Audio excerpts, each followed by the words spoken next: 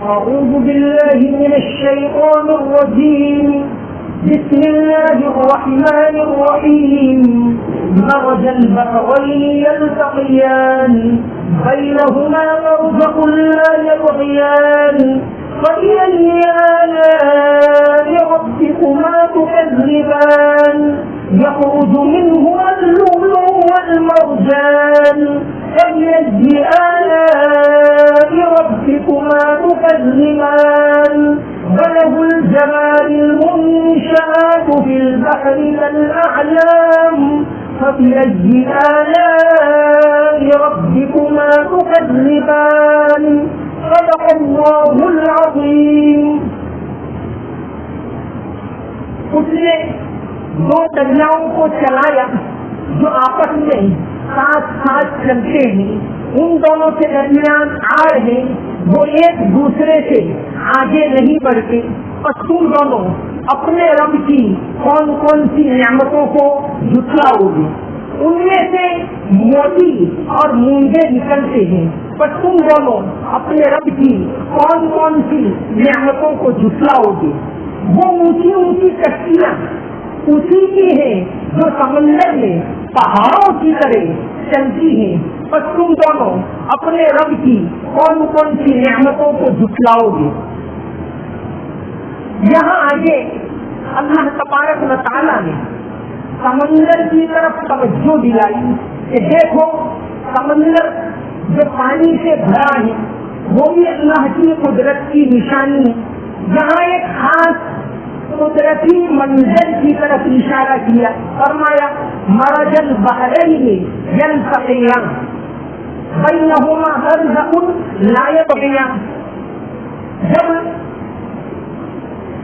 بڑی ندی سمندر کے اندر گرتی تو کئی کلومیٹر تک ایسا ہوتا ہے, ایک طرف میٹھا پانی ایک طرف نمکین پانی, جس کو اللہ تعالیٰ نے وہاں سورہ شعراء میں فرمایا وَهُوَ الَّذِي مَرَجَ الْبَحْرَيْنِ هَذَا عَذْبٌ فُرَاتٌ وَهَذَا مِلْحٌ أُجَاجٌ.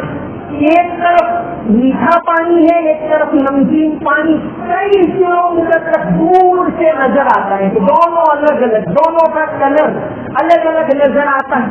بنگال میں جہاں سمندر میں پدما ندی گرتی ہے وہاں بھی یہ منظر ہے. اسی طرح وہ میگھنا ندی گرتی ہے وہاں بھی یہ منظر ہوتا ہے کہ دو پانی الگ الگ نظر آتے ہیں. ایک طرف سے آپ پانی چکھو ایک دم میٹھا, دوسری طرف سے چکھو ایک دم نمکین, اور دونوں ایک دوسرے سے ملتے ہیں, دونوں الگ الگ ہی رہتے ہیں. اسی طرح سمندروں میں جیسے وہ میڈیٹرینین سی ہوتا ہے بھومدھیہ سمندر, وہ جہاں ملتا ہے اٹلانٹک سے, وہاں بھی یہ منظر ہے کہ دونوں کا پانی الگ الگ نظر آتا ہے. تو یہ اللہ تعالیٰ کی قدرت کی نشانی ہے. فرمایا مرج البحرین یلتقیان کہ دو دریاؤں کو اس نے چلایا, دونوں ساتھ ساتھ چل رہے, بینہما برزخ لا یبغیان, ان دونوں کے درمیان ایک آڑ ہے, دونوں ایک دوسرے سے ملتے ہیں, دونوں الگ الگ چل رہے. دنیا میں کئی مقامات پر جہاں دریائے نیل گرتا ہے سمندر میں وہاں بھی یہ منظر ہے, کئی جگہوں پر یہ منظر ہے کہ دونوں پانی بالکل نظر بھی آتے ہیں, کلر الگ نظر آتا ہے, اس کا ٹیسٹ الگ ہے. اسی طرح جیسے زمین کے اوپر کئی جگہ پانی کے چشمے پھوٹتے ہیں, اس طرح سمندر میں بھی کئی مقامات پر اندر پانی کے چشمے پھوٹتے ہیں. درمیان میں میٹھا پانی ادھر نمکین پانی, دونوں الگ الگ. یہ اللہ تبارک و تعالیٰ کی قدرت کی بڑی نشانی. فرمایا دیکھو یہ پانی سمندر زمین کے اوپر 3/4 تو سمندر ہے, 71% پانی ہے اور 29% زمین ہے. یہ اللہ کی قدرت کی نشانی ہے کہ پانی انتہائی نمکین, لیکن وہی پانی اوپر جاتا ہے اور بارش کے طور پر برستا ہے تو پھر پینے کے قابل ایک دم میٹھا پانی. والسحاب المسخر بین السماء والارض لآیات لقوم یعقلون, کہ اپنے رکھنے والوں کے لیے اس کے اندر اللہ کی قدرت کی نشانی ہے کہ پانی جاتا ہے نمکین ہے لیکن اس میں سے اٹھتا ہے صرف میٹھا بن کر اور پھر وہی پانی گرتا ہے. یہ اللہ تبارک و تعالیٰ کی قدرت کی نشانی. اسی لیے سمندر کے اندر جب کشتی میں سوار ہو تو اس کی الگ دعا فرمائی, بسم اللہ مجریہا ومرساہا ان ربی لغفور رحیم. اور جگہ تو سواری پر سوار ہونے کی دعا الگ ہے, لیکن کشتی میں سوار ہونے کی دعا الگ بتائی کہ آدمی اللہ کی قدرت کو یاد رکھے, اللہ تعالیٰ کو یاد رکھے, اس کو بھولے نہیں. تو یہ سمندر اور اس کا پانی اللہ کی قدرت کی نشانی. قرآن کریم ہدایت کی کتاب ہے, لیکن اس میں ہر فیلڈ کی طرف اشارہ ہے. اوشنولوجی یعنی سمندر سے متعلق قرآن کی آیتیں ہیں. فرینچ ایڈمرل جیک کوسٹو 1977 میں انتقال, وہ آسمانی کتابوں کے اندر سمندر کے بارے میں کیا کیا لکھا ہوا ہے اس کے بارے میں تحقیق کر رہا ہے. جب قرآن کریم کی اس آیت کے اوپر پہنچا, او كظلمات في بحر الجن يغشاه موج من فوقه موج من فوقه سحاب ظلمات بعضها فوق بعض. کہ سمندر کے نیچے اندھیرا ہوتا ہے.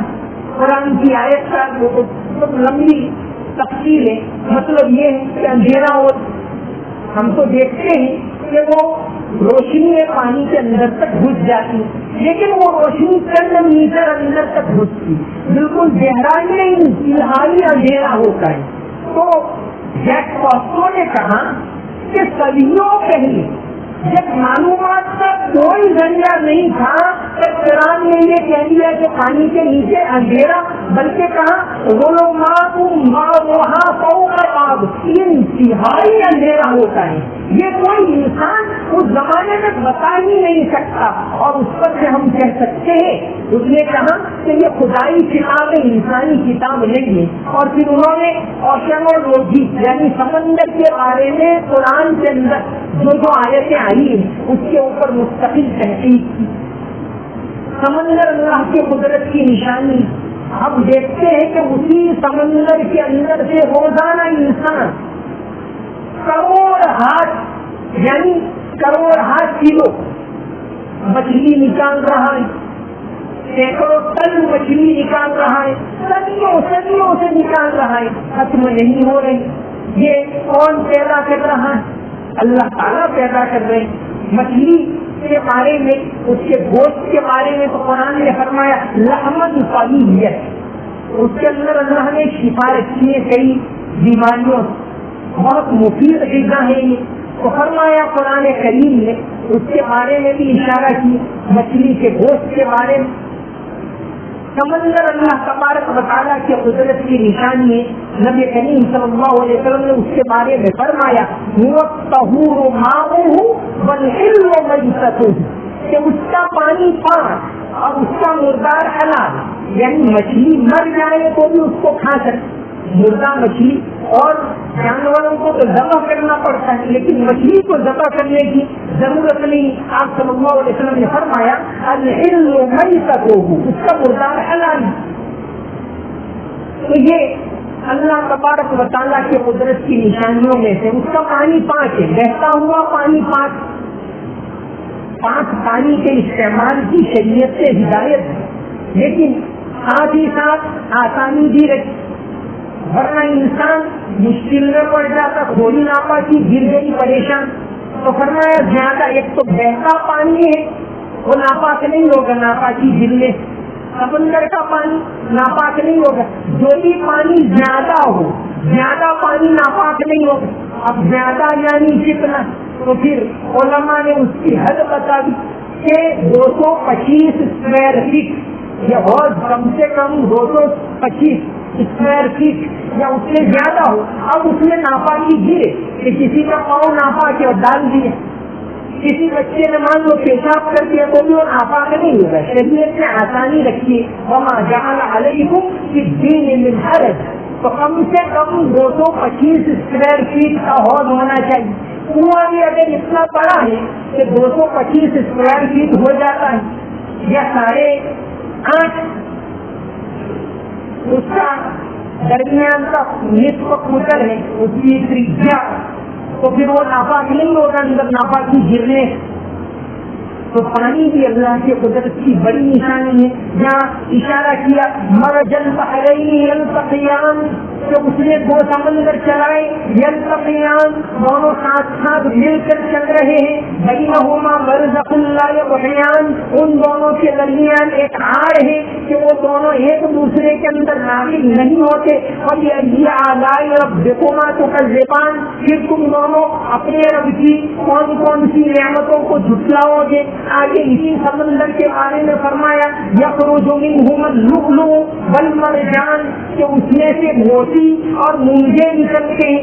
لؤلؤ یعنی موتی اور مرجان، مرجان کے معنی مونگا، مونگا یعنی دریائی نباتات ہوتی ہیں اس میں سے رنگین پتھر حاصل ہوتا ہے جو بہت قیمتی ہوتا ہے، اس کو انگلش میں کورل کہتے ہیں. لؤلؤ موتی کو کہتے ہیں پرل، اور مرجان کے لیے کورل کا ترجمہ کی ہمارے کھمبات کے قریب سے بھی وہ کورل نکلتے.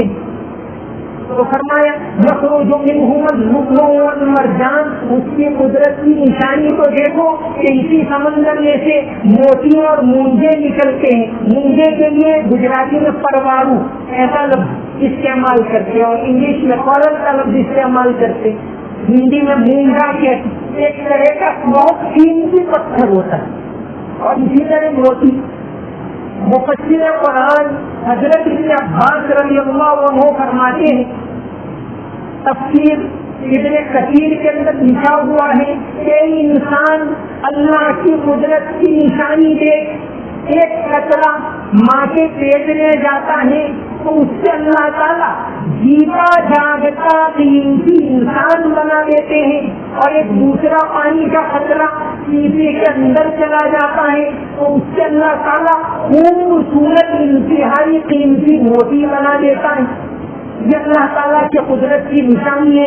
فرمایا یخرج منہما اللؤلؤ والمرجان، اس میں سے موتی اور مونگے نکلتے ہیں. فبأی آلاء ربکما تکذبان، تو تم دونوں اپنے رب کی کون کون سی نعمتوں کو جھٹلاؤ گے. یہ سمندر ہے، یہ بھی اس کی قدرت کی نشانی ہے.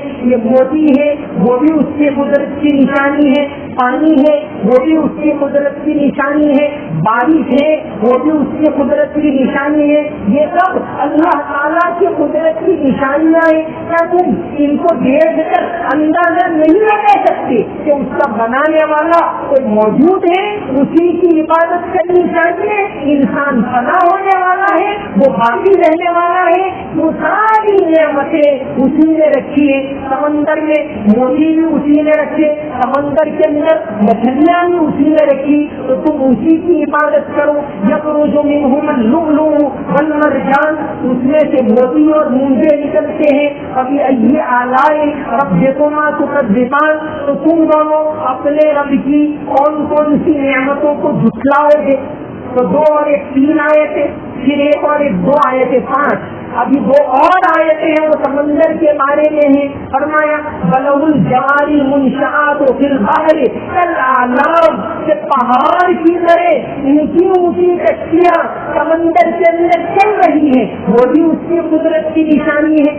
الجوار کشتیاں، المنشآت اونچی اونچی، کالاعلام پہاڑوں کی طرح بڑی بڑی کشتیاں سمندر کے اندر چل رہی ہیں. یوں تو تم دیکھتے ہو کہ پتھر ڈالو ڈوب جاتا ہے، ایک لوہے کا ٹکڑا ڈالو ڈوب جاتا ہے، لیکن سینکڑوں من بلکہ اب تو سینکڑوں ٹن کا جہاز پانی کے اوپر چل رہا ہے، ڈوبتا بھی نہیں، چلا جا رہا ہے. یہ اللہ تعالیٰ کی قدرت کی نشانی ہے کہ بڑی بڑی کشتیاں، بڑے بڑے جہاز اسی پانی کے اندر چل رہے ہیں، اور اس کے ذریعے انسان روزی حاصل کرتا ہے. یہ بھی اللہ تعالیٰ کی قدرت کی نشانی ہے. تو آگے کی آیت میں اس کی طرف اشارہ کیا. یہ بڑے بڑے جہاز ہیں وہ اللہ کی قدرت کی نشانی ہے، اور آج نہیں صدیوں سے انسان اس کا استعمال کر رہا ہے.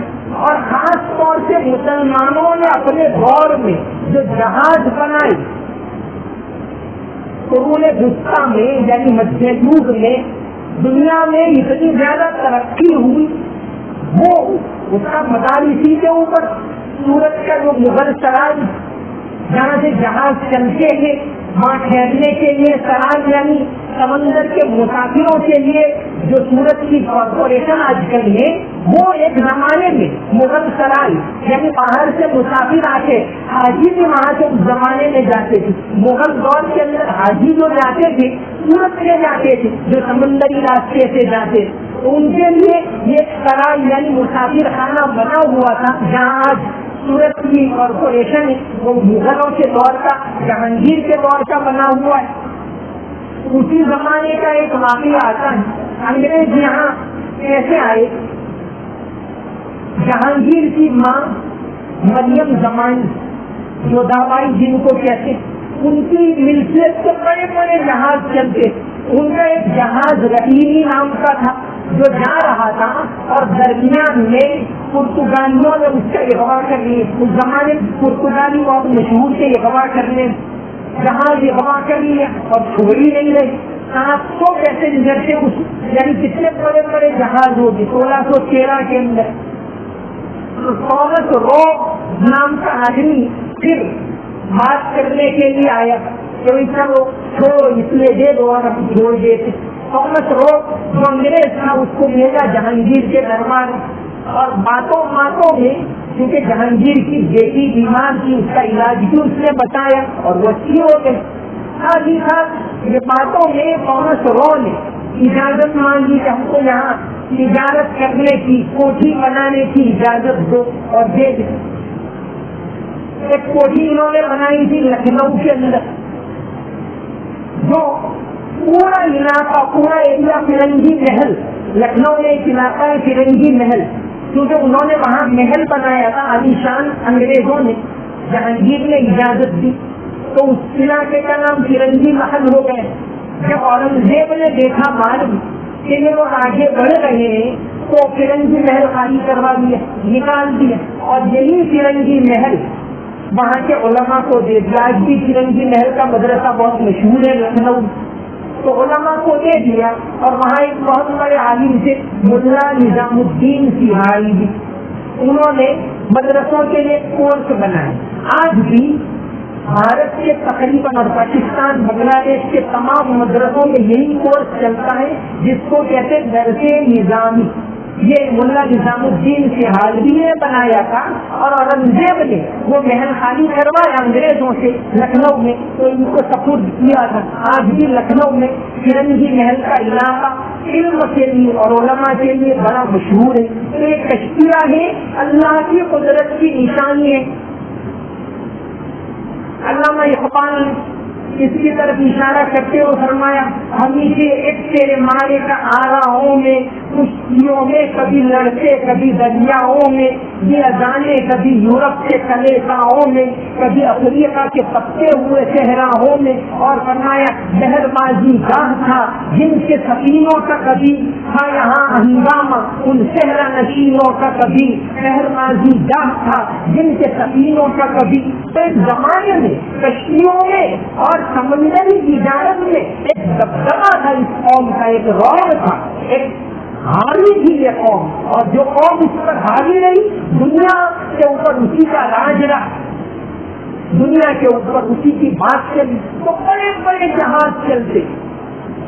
گجرات کے اندر ایک واقعہ مشہور ہے حاجی چاسمنی وجڑی، ایک بہت بڑا جہاز تھا، 1888 میں ڈوب گئے۔ گجرات میں اگر کسی جہاز میں سب سے پہلے بجلی آئی ہو تو حاجی قاسم کا جہاز تھا، اس میں آئی۔